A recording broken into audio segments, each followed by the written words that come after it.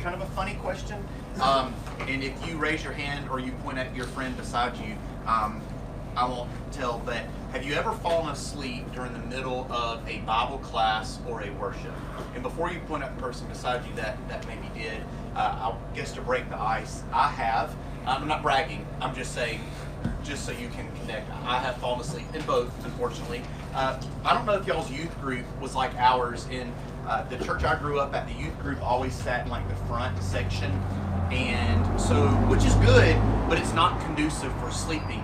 And what I mean by that is, I don't know why, because I didn't really have like a lot going on in middle school. But I remember, like the young man we're going to look at in our text today, being overcome by sleep, being so sleepy that I was sitting there. Have you ever done the thing where like you put your hands here and like you're just like, I'll be fine, I'm not gonna fall asleep. And the next thing I know, I fall asleep. So in the middle of this sermon, my preacher's preaching, and I hear a loud thud, and I hear it so well because I hit my head on the pew in front of me. I was the thud. And so I hit my head so hard, and I looked up, and my preacher, Randy Medlin, he's looking down at me like this and just smiling. And it was one of those things, I see him look at me, but then I'll also see the other teams looking and laughing. And I don't even have to look behind me. Y'all know how like it is when you know people are looking, but you don't actually see them. You can feel the stares. I felt the stares, all right? I had fallen asleep, and here's what happened with me. I didn't know that I had fallen asleep. All right, the other time it happened, freshman year at Faulkner. And my freshman year at Faulkner, one of the things that was happening to me in that situation is I was at a freshman Bible class. And when you come in as a freshman, one of the things that you're trying to do, you're trying to impress. You're hoping even your future wife is out there somewhere.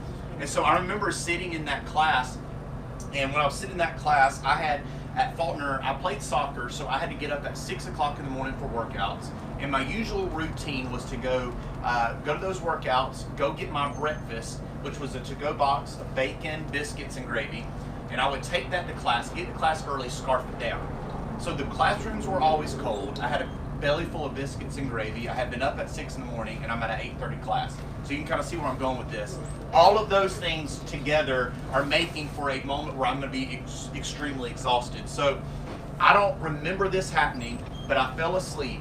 And in this room of about 80 people, this man named Don Myers, who was my Bible class teacher, I remember waking up to hearing, Brother Andrew, and I look up, he's looking at me, and everyone's looking at me, and he said, Brother Andrew, what do you think about what I just said? And I'm like, what do you think about what I, so it was a very difficult moment because, again, just like before, I didn't know that I had fallen asleep. And so I'll go ahead and tell you, as a preacher, when you sit up in an audience and stand in front of an audience of people, you see some very interesting sleep. And in fact, I have a term for the sleepers. I call them Hollywood dozers. And what I mean by that, they're the people that try to hide the fact that they're asleep when in reality we all know they're asleep. And there's three that come to mind. One of those is the person, I call them the open Bible dozer. They have their Bible open, and like they have the Bible open to make you think that they're not asleep, but what usually gives it away is their bottom lip is like really far out. The second one is called the whiplash dozer. That's what my wife called it. Is, y'all know what I'm talking about, the person that does this and then they shoot back up. But this is the funniest one, and then we'll get into the text, I promise. And there's a point. Is when I was preaching in Mobile one time at a congregation, they had asked me to preach about Joseph's brothers and their relationship that he had with them. And so in the middle of this lesson, I see this guy like dozing off, and he dozes off so much, which says more about my preaching than his lack of sleep, is that this man dozes off to such a degree that he starts lightly snoring, and then it starts to get louder snoring, and it's a awkward moment in that room because everybody is looking at him like no one's listening anymore. Like, and they're all watching this man sleep. And his snore gets so loud that, I don't know if y'all have done this, if you're snorers, you don't have to admit, but I have woken myself up from my snore before, just like well, that's what he did. He went, amen. So my wife called him Snorman Norman. And so anyway, the funny part was he amened when I was talking about Joseph's brothers throwing him in a pit. So anyway, I would say for that guy, like he had no clue that he had fallen asleep. So the text we're going to look at today is about a young man named Eutychus. And I want you to turn with me to Acts chapter 20 as we look at his narrative. And here's what's interesting about Eutychus. Eutychus is a lot like us, that sometimes we don't even realize that we fall asleep. And the danger of our spiritual slumber at times and us going through times in life where we fall asleep is not necessarily just the fact that you fall asleep. Because I want to make something very clear. The reason I gave you all of those examples is every person in this room, I don't care how young you are, how old you are, we are all going to go through a moment where we spiritually fall asleep. Where we kind of let our guard down. Where we, in a moment of weakness, choose something that we shouldn't choose. So you're all going to fall asleep spiritually at one time or another. But here's what I want to caution you with. Yes, it's about the sleep. And I know this sounds funny, but it's also about the seat. And what I mean by that is this. Be careful where you fall asleep. Because we're going to see a young man in just a second named Eutychus that fell asleep in a window seat. So what we're going to kind of build up towards is this. Yes, we're going to go through moments of spiritual slumber. But the other thing to maybe make sure we really remember about this is the position and the place where we choose to sleep. So with that context, I want to encourage you to turn with me to Acts 20. And so Acts 20, beginning verse 1, I want to give you a little context. Right before this, Paul had just gotten some threats. People are about to go after Paul. And so Paul escapes those. And you'll notice it says, another plot then was made against Paul. And so he was about to set sail for Syria, and he decided to go to Macedonia. So before this whole meeting with this boy that's falling asleep in a window seat, what happens is Paul has had a very difficult few days. People are trying to kill him. They're trying to plot against him. And you'll notice this detail in the Bible. Right here, it says that they went to him he was where? Troas. Now, if you are a note taker, I want you to write above your Bible in the word named Troas, write this word transition. In the Bible, the role Troas plays is kind of like a subway station. You know what a subway station is? It's the place you go to other places. Right before this, Paul had a plan. He said, God, I want to go to Asia to spread the gospel. And God said, no, I'm going to send this Macedonian man to you in a vision to say, no, you're going to go in another place. You're actually going to go to meet this woman named Lydia by a well. Where did this happen? Troas. And the reason I point that out is all throughout the Bible, wherever you see Troas, it's a very interesting thing that people are usually going through difficulty, persecution, or they're confused by what's going on. And the reason I point that out to you guys is a lot of times before God does something big, sometimes it might feel like it's something kind of confusing. But don't mistake that detour for the fact that it's not actually God's assignment. Those things in life that feel like confusion are sometimes navigation. God's like, all right, I'm about to do something. So he's about to do something. And here's what it says in verse 7. It was the first day of the week, and they were gathering together to break bread. Now, when we hear break bread, what do you think of?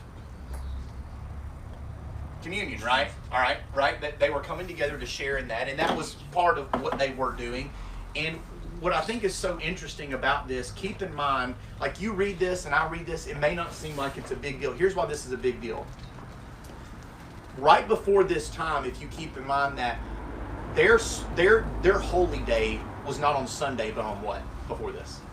Saturday, right? That was their special day. And so, you know, we talk a lot about different apologetic proofs. The fact that Jesus rose from the dead. You've got the fact that the tomb was empty. There's non-canonized, which is stuff outside of the Bible material that points to the fact that Jesus rose from the dead. There's people that even recorded in history that the earth did turn dark and that there was an earthquake at the time he died. There's all those different things. But I want to suggest to you that one of the greatest proofs that we believe in the resurrection of Jesus Christ is something we're going to come back to, and it's this: change. They changed their day. They changed their priorities. And the same thing for you. Like when I study with young people and we look at Romans 6, right? You know, that's the picture of the death, the burial, and the resurrection. In your baptism, when you make that choice to be baptized, it's a picture of the what? The death, the burial, and the resurrection. One of the things that I talk to them about is it's not just enough to know that and to believe that. You need to believe that. But the other side is this, that if you really believe that, there needs to be proof, like of change, right? That's the whole idea of repentance. Yes, we need to emphasize baptism, but we equally have to emphasize the idea it's a brand new life, all right? And so these people, they have changed their whole day. And so it's important to know that because of something with Eutychus. So it says Paul was talking with them. He was getting ready to leave the next day. This is kind of like your last night at Bible camp, right? Everyone's pooped. Everyone's tired. He's about to head out. And it says he prolonged his speech until midnight. So he's at the halfway point of his lesson. It says this, and there were many what in the upper room? Lamps. Now, why is there a verse dedicated to that? If you notice, that's one sentence in the Bible. There were many lamps in the upper room. Well, the reason why this is in the Bible, he's trying to tell you that you don't put lamps in a room unless you expect something to happen. Oil wasn't cheap, but oil was needed. But why were there many lamps? They were expecting something to happen. They were expecting to learn something. And I know that's a little detail, but I want to encourage you, like when you think about all that goes into like when you show up at your congregation on a Sunday morning or a Wednesday night, someone prepared the communion. You probably have security. You probably have people that have taught the class. You've got people attending the nursery. Like, why are all of those things happening? Well, because God told us to meet on Sunday. Yes, but why else are all of those things happening? I'll tell you why. Is that we should go into that expecting God to teach us something. Go into every spiritual opportunity with expectation. And so what you also have in this room is not just a group of people that have changed, but you have a group of people that are expecting something. They're expecting to learn. They're expecting to grow. And this is one of them. It was a young man named Eutychus. It says he was sitting where? At the window. And he started to sink into a deep sleep. Now, we don't know a lot about Eutychus, but here's what we do know about this young man. Number one is he was young. When it says young man in the Greek, most people believe that he was like middle-aged teenager, like maybe 15 years old to maybe early 20s. All right? The other thing that we know about this young man, Eutychus, his name means fortunate and lucky. Now, that's going to be very ironic here in just a second because he is very fortunate and he is very lucky. But it goes on to say this, but Paul was preaching still a little longer. I don't know if some of your translations have it worded like this, but I think it's funny. It says this, and Paul was preaching on and on. I don't know if y'all have ever been in a lesson that feels like that. Maybe it's this one, but Paul was preaching on, and it says this, and being overcome by sleep. That word overcome in the Greek doesn't mean like he's like, I don't care, I'm going to sleep. It's the idea that it's what you call an active verb. Like he's trying to fight the sleep. He doesn't want to go to sleep. He was like me in that front audience. He was like me in Don Meyer's class. He doesn't want to fall asleep, but he's overcome by it. He fell down from the third story and was taken up dead. All right? So, like, what caused this young man to go to sleep? Well, there's a few theories. One of the ones I have is this. All right, if people are out to kill Paul and they're in an upper room, you're going to have lamps, but you're going to have them probably dimly lit. The other thing about lamps during that day, since they were oil, the oil, when it would burn, it would kind of send this like smoky, foggy atmosphere into the room. Some of y'all's parents may do like the essential oils thing, that's probably like their essential, their peace and calming's going through the room or something, and so they're in that room, and so you can kind of get the feel it's a dark room. The fog is kind of going through the room, and on top of that, one of the historical records talks about, this is not in the Bible, this is ancient history, talks about that there was a young man named Eutychus that was a slave. So if he was a slave, he would have been up at what? The crack of dawn, worked all day, and now he's going to hear a sermon that's going on and on, right? So that could be a possibility. The other possibility was this, I think it's interesting. They said that when this was written, it would have been around the time of our April, which is right now. And they, like us, had to deal with allergies. Anybody have to deal with allergies? Yeah. So the way that they dealt with allergies is that they had this ointment that they would put on their faces at times that would help with the allergies, but the problem was it made them actually go to sleep sometimes. Kind of like maybe our drowsy medicines that we have. Here's my third theory. He wasn't a slave. He wasn't up all day. He just chose to fall asleep. We don't know. Like, it could be any of those things. But here's what we do know, is that when he fell down, this was Paul's inclination. And guys, like, I can't say enough. Can you imagine Like, I don't know if y'all have a sound booth at your church, but like we have one on our second floor. Like in the middle of a lesson, you're preaching, you're teaching, and thud. Like, what do you do in that situation? I mean, like, for me, like, that's incredible that, like, what Paul's about to do, because Paul, in this text, it says that when he falls down, Paul's response is to go down, and he bent over him. He took him up in his arms. He said, hey, guys, don't be alarmed. There is still life in him. And by the way, he ended up going later and preaching some more. The reason I point this out to you is, remember when I talked about Troas and how Troas was a place of transition?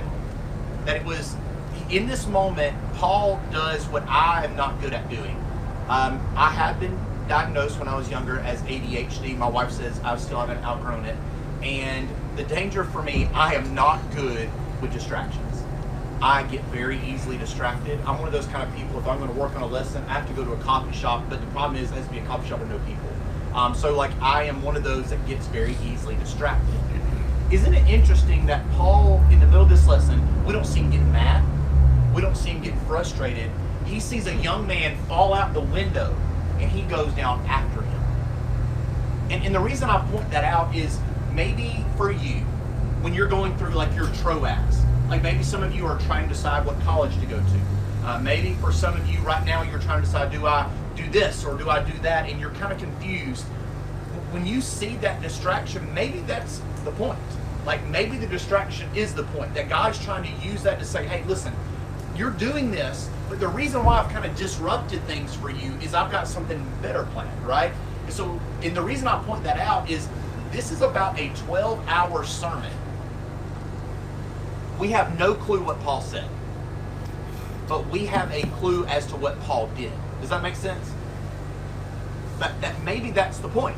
He's trying to show you that maybe the distraction is the main thing. So we're going to come back to the text, but let's learn a few things about Eutychus. Lesson number 1, the danger of falling asleep spiritually. Like, I would dare to say that if you went up to Eutychus, and while he was laying down, and after Paul rose him from the dead through the power of God, that if you asked Eutychus, he probably would say what I said in the church auditorium. I didn't know I fell asleep. Like, I don't think it was intentional. Luke 9, did y'all know the transfiguration, when Jesus is like glowing in the dark, you got Moses and Elijah, they fell asleep. Like, what I'm saying is, you can have the best of intentions, but sometimes if you're not on high alert, you can fall asleep. And I'll give you an example of this. 1 Peter 5 and 1 Corinthians 16:13. Notice what they both say. This one says, the first one, be on alert.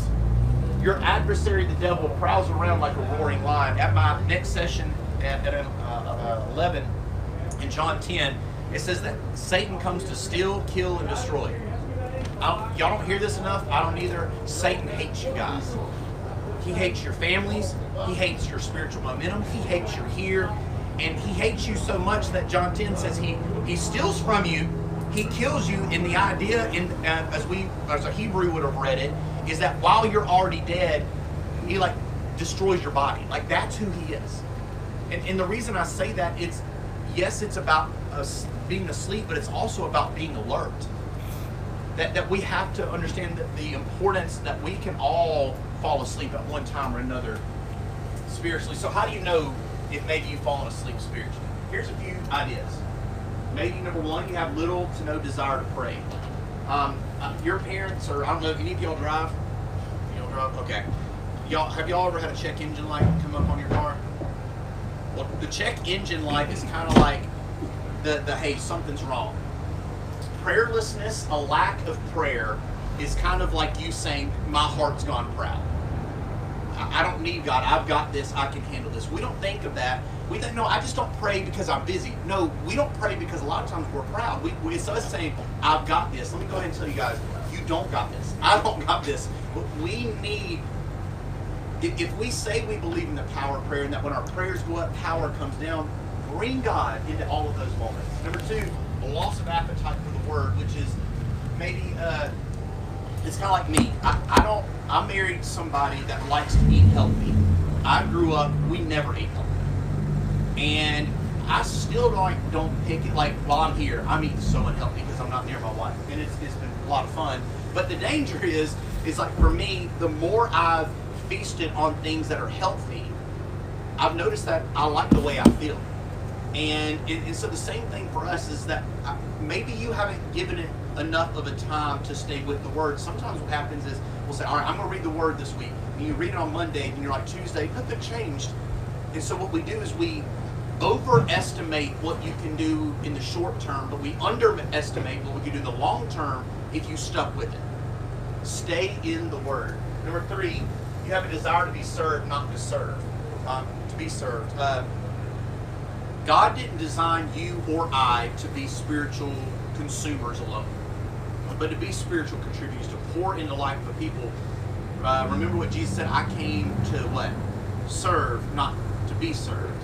One of the quickest ways to build a spiritual appetite is to serve. I wish we had more time to go into these. Avoiding accountability. That is, hey, I don't want anyone's help. I want to do it on my own. Or comparing yourself to other people. I'll give you one of the quickest examples of what was a danger to me is getting up the moment my alarm goes off. My tendency is to check my email, check Facebook, because I'm an old person, I don't have Instagram. And so that's my inclination when I get up, is to check those things. And I notice then I get caught in this circle of looking at what other people are doing. There's 2 dangers in that. Number 1, when you are focused on what other people are doing, you're oftentimes comparing their highlight reels to your behind the scenes, which is not fair, right?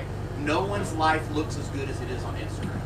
But the other part is comparison robs you of understanding the blessings you do have. Like, I'll give you an example. My wife and I, our go-to date for our anniversary or like Valentine's is to go to like an Italian restaurant and walk around Target. I don't really enjoy Target. She does. Or we go eat Italian and we walk around Books A Million. Those are our 2 options. And I love those dates. And I remember I got home and I get on Facebook and I see that my best friend, that was my roommate in college, for his anniversary, which is the same weekend as mine, he took his wife to Tahiti and they were eating lobster on the beach. So all of a sudden, I see where he's at, and I don't feel so good about, our all-you-can-eat soup, salad, breadsticks. So I say that to say that when we're always looking at what other people are doing, we are missing what God is doing in our life. That comparing ourselves to other people helps us to miss those things. But number 6, and we're going to see this in a second, isolating ourselves from a community of believers. That Satan, and we're going to talk about this in the next session in the auditorium, Satan wants to get you disconnected from his people. That's what Luke 15 is about. That's why all 3 things were lost. So here's the next part, is to be careful where you rest. Where was Eutychus sleeping? In the window. I have 2 issues. Number 1,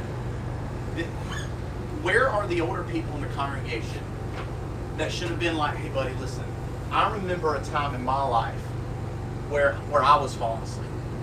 I remember one time when I sat by that window. Come here, man, come sit by me.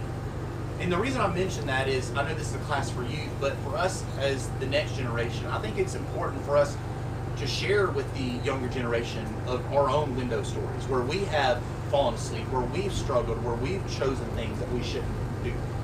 Mentor, partner the young with the old so they can learn from each other. But the other thing about this is it's not so much, again, about the sleep as it is the seat, because if we're all going to go through a moment where we fall asleep spiritually, isn't it important to know where you're going to land, right? Because what if he would have been right beside Paul in the middle of that arena and he fell asleep? What would happen? Well, he would have been around the table. He would have been with other people. I'll give you an example. Several years ago, I remember seeing on Facebook that the Super Bowl announced, hey, we've heard your complaints that tickets have gotten so high that what we're going to do is we are lowering the price of tickets. We're going to have a group of tickets that are $200. And people are like, oh, that's awesome. But then the fine print said, here's the catch. that even though you get that ticket for $200, you have to sit outside the stadium and you have to watch it on a big screen. So like, why would you pay money to sit outside? All right, I took my kids to a Braves game a few months ago, and we went to Atlanta, and they were, let's go to the game. I said, okay, well, we're going to sit in the Battery, which is the area outside of the stadium where you can sit. It ended up being like one of those crazy games. Well, they had to hear it from the outside. They're like, yeah, we want to go in there. And my wife said, your dad's too cheap. So we were having to sit outside of where all the things were happening. And the reason I mention that is that don't let that be your faith walk experience. Don't have one foot out the door and in the door. You know what I'm saying? Because if you are on the edge, that you can actually be in the room, you can be here right now, you can be in that auditorium, you can be in the middle of camp, but still be on the edge of the room. Does that make sense? So be careful where you sleep, what that location is. And one of my favorite examples of this is in Psalm 1. And we don't have time to read much of it, but we don't think of it like this, but your choice of seat matters. Because this is what it says in Psalm 1. Blessed is the man who walks. So notice it starts with what? Walking. All right? Have you ever heard people say, hey, don't walk with people you what? Shouldn't walk with, right? Here's what happens next. He says, nor stand in the seat of scoffers. He says, so it first starts with walking. You're walking with people you shouldn't. Now you're standing with people that you shouldn't stand with. That means you're kind of conversating with them now. Then notice what he says next. Nor sits in the seat of scoffers. Sits means this, you've moved in. What I'm saying is, you won't move in with people, you won't get close to people that are pulling you in the wrong direction if you don't walk with them. Does that make sense? Walking leads to standing, standing leads to sitting, right? Be careful where you sit. We got to go back to understand what got us in that spot to sit in that place. Does that make sense? Our sitting always has a progression to it. That's what the psalmist is trying to let us know. Here's the other thing that I think about with Eutychus that I do think is important to know. He did show up. One of the theories I have is that part of the reason he's on the edge of the room is because the room's packed. That could be it. We don't know. But it could have been. And I say this to kind of put a positive spin on it. Maybe part of the reason why you are spiritually worn out and tired is because you are trying. And I know that might seem odd, but like there have been times in my life that I am worn out. And it's sometimes I'm worn out because I'm trying to do everything myself. And sometimes I'm worn out because I am trying to leave my family well. One of those things is right, one of those things is wrong. And so what I'm saying is this, we're all going to be tired in our different walks in life of what we choose to do or wherever we choose to go. But here's my encouragement for you guys. Be tired for the right reason. All right? One of the things that, this is not confessions by Andrew moment, but kind of, I am really struggling with my kids' activities because I have, and I'm going to talk about this in the next session, I've been very guilty of like, oh, I'll sign my kid up for this and this and this, and none of those things are bad. But Satan doesn't use bad things to make us bad. A lot of times Satan uses really good things. And so for you, you have a lot of activities, a lot of things to choose from that can make you tired. Be tired for the right reasons. And so let's go back to Eutychus, right? He showed up. And sometimes, guys, that's all you can do. When you're going through whatever you're going through, whatever challenge you have, it's enough just to show up. But there is a difference between intention and attention. What I mean is this. Intentions got him in that room. But it's you having spiritually focused attention that will keep you in that room. And this is the final lesson that we're going to come back to something in just a second, is to pursue spiritual things while you're young. Like I said, we know Eutychus is probably a teenager. And the book of Ecclesiastes 12:1 says to pursue the Lord in the days of your youth.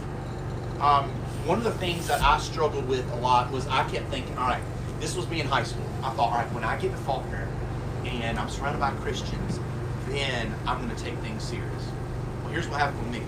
I got to Faulkner and the first 2 years were not what they needed to be, all right? because I thought when I get there, I'll do that, right? And then when I was at Fulton, right, well, my junior and senior year, then I'll start to take things serious.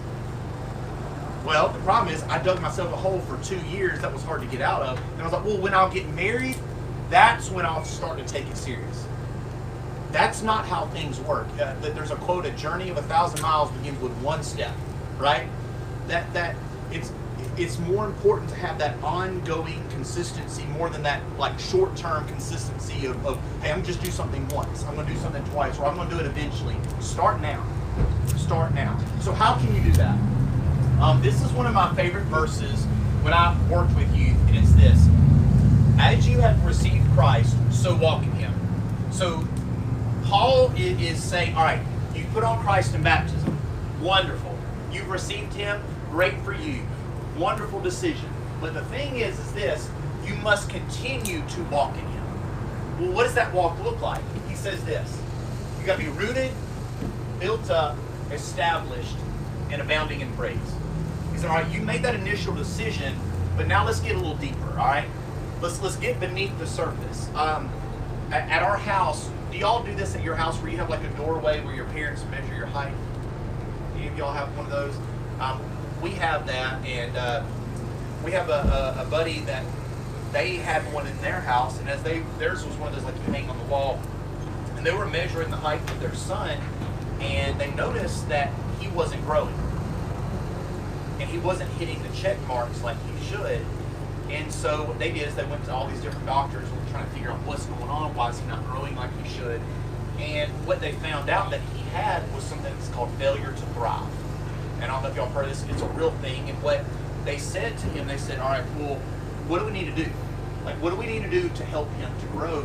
And they said, well, a lot of times it can be something that maybe their body is kind of allergic to, or things that their body's rejecting, or things their body needs. So we're going to take blood work of him.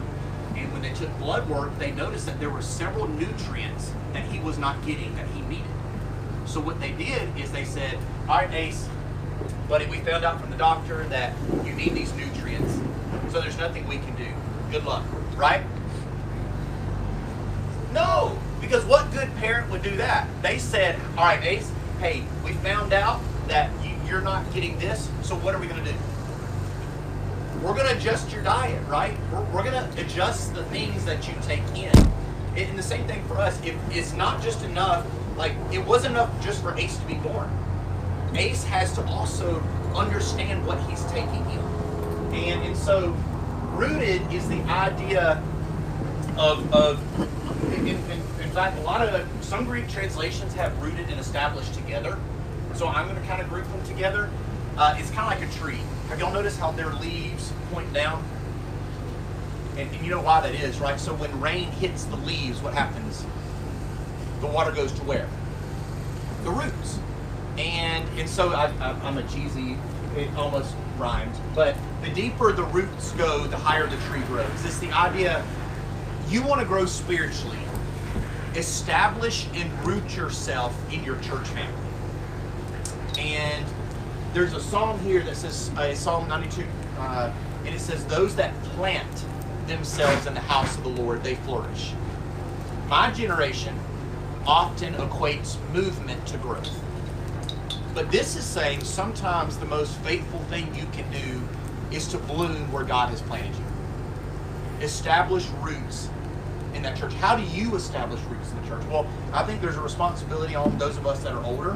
And for those of you that are in youth work, there's a book called Unchristian by David Kinnaman and and Barna Research Group. They have found that one of the major reasons why young people are leaving the church is because there's no expectations and there's no responsibility. You know what was interesting in that list of 10 things? It had nothing to do with worship styles or preferences. None of it. We would think that, but it was really actually that they wanted more expectations of them and to have responsibilities.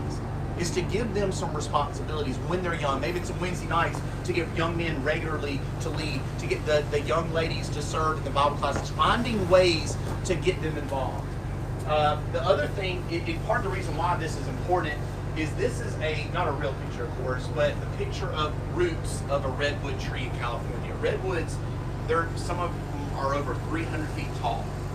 But what's interesting about the redwoods in California, some of the tallest trees in the world, they also have the most shallow root system. Their roots are only about 8 feet deep. So how can a tree so tall stand when its roots don't go super deep in the ground? Here's why: because it's connected to other trees. So a redwood's roots will sometimes be connected with another redwood 30 trees over. So its roots run to find others, and it grips them together. So if you're going to pull down one redwood tree, you're going to have to pull down the entire forest. The reason I give that as an illustration, that's what the body of Christ is. It's like if you fall down, you're not falling down by yourself. You have other people around you to keep you up. And then notice he says that you're built up. And as you think about the idea of building up, he doesn't say out, but up. And I want to ask you, do you build the things you're building in your life right now? Would you classify those things you're building as those I'm building out or up? Like, am I building to please people? Am I building to compare myself to people? There's a danger in building out, not up. Like, I don't know, I like guns, and old gun, my uncle sells them, and he is really big into Winchester, I think isn't that the name of the brand? And that family has a very interesting house, if you haven't heard about this. When Mr. Winchester, that owned the Winchester gun fortune, when he passed away, she wanted to add on to her house. Instead of getting an architect, what she did is just get like a napkin. She's like, hey, can you build this room? And they built that room. And they built on this room, this room. Well, it has the worst layout ever. And when they passed away, they tried to sell the house. No one wanted to buy the house because it has random staircases, random turns. It's like probably the worst house to sleepwalk in. And so no one wanted to buy that place because she was building what? Out. Well, the architect says there's no more room. You're trying to build around things. You need to build up, not out. And in the same way for us, we can't live in things if we're only building out. Like, it will be one of those things that will maybe satisfy you for a little bit, but our tendency to build out impacts our tendencies and our ability to build up. And the final one is this: to abound in praise. Worship may not change the challenge that you are going through. But here's the power of worship. Worship has the ability to change your perspective from the problem to the problem solver. To not just focus on what's happening, but the one that's making it all happen, if that makes sense. I wish we had more time to get into all that. So let's go back to Paul. All right? Paul went down, and what did he do? He bent over him. The reason I love this, and I wrote this lesson trying to do it from the standpoint of leadership in the church, but also from the young people. And so, yes, it's for the young people, but also for those of us that are older. I love the fact that that was his inclination. It wasn't young people today. Look at him falling asleep. I heard Samantha fell asleep last week too. Like, that was not what was happening in that room. He went down and got down over that young man, which is the final lesson I think we need to know is this: when we see those that have fallen to fall, this, by the way, if you look at your commentaries or you look at cross-references, if you're interested in that, the cross-references of this text is Elisha raising someone from the dead, Elijah raising someone from the dead, Jesus raising the widow of Nain's son from the dead. You know what all those have in common? Physical touch. Embracing. Jesus touched an open casket, which you don't do. Elijah and Elisha touched dead bodies, which you don't do. The point that I think those cross-references are trying to point towards is that when we see people that have fallen away, we have a responsibility to go after them. And let me go ahead and warn you about this. It takes a lot of time to do that. Like, you know, we talk about people that are on the edge of the room. Or maybe they're one of your friends. Maybe they're a youth group member that you haven't seen in a while. It takes time. My mom didn't grow up in the church, but in 6th grade, she was invited to their vacation Bible school at the Wildwood Church of Christ in Central Florida. There was a man and a woman that after that picked up my mom for 6 years every Sunday and Wednesday. She eventually, her senior year, put on Christ in baptism, went to Fulton University, married my dad, who also, by the way, had a person that picked him up in a tractor to bring him. That's a whole other thing. The reason I say all that to say, is when we think of evangelism, a lot of times we're like, you have this one event. Well, how many baptisms do you have? That's not discipleship. Discipleship takes time. Yes, we want to produce disciples. We want men and women to put on Christ in baptism. But that kind of decision, it takes time to walk alongside people. And so I want to ask us this. How do we handle those eutychuses? Well, I think for us, there's a time to talk and there's a time to be quiet. There's a time to share the truth and let the truth speak for itself. Like, you can't change that person, but the truth can. The other thing is this, the fall means we embrace them. This doesn't mean embrace the sin. This means embrace the person. Galatians 6 says, you who are spiritual, restore them in a spirit of gentleness. But be careful that you don't be tempted by it. And to fall on our faces on the Father's throne, before the throne in prayer. So, I want to share this ending with you that I think is so cool. In ancient church history, non-canonized outside of the Bible, it says that Eutychus did a few things. One of those things that he did is he eventually went around and found old god temples to false gods and idols and turned them into places of worship. And he was such a threat to the Roman Empire and other groups of people that they were trying to get him to denounce Christ and have it on written record that he would walk away from God. Once they threw him in a den of lions and said, denounce Jesus Christ, and he wouldn't do it. And so they pulled him out of that den of lions because they wanted on record to hear him say he denounced Jesus. And then they put him in a fire and said, denounce Jesus. And he wouldn't, and they pulled him out of the fire. They were trying to get him to do that. The reason I'm mentioning all of that to you, God saw value in keeping this young man alive. We have to see value in falling on the fallen. But I also want you to understand the value that you have, right? That Eutychus's life did not end with him in that windowsill. And maybe for you, when you think about it, I want to encourage you with when the Bible says that you are God's workmanship, you are created and designed by God to do good things. That God sees value on you. Every one of you have spiritual blessings that He has put in your life. You have a heart for something. You have abilities. You have a perspective that is unique to you. You have experiences that are unique to you. Let God use those for His glory. Sound good? All right. Thank y'all. Sorry I got a little wordy there and we didn't get to cover everything, but thank y'all for listening.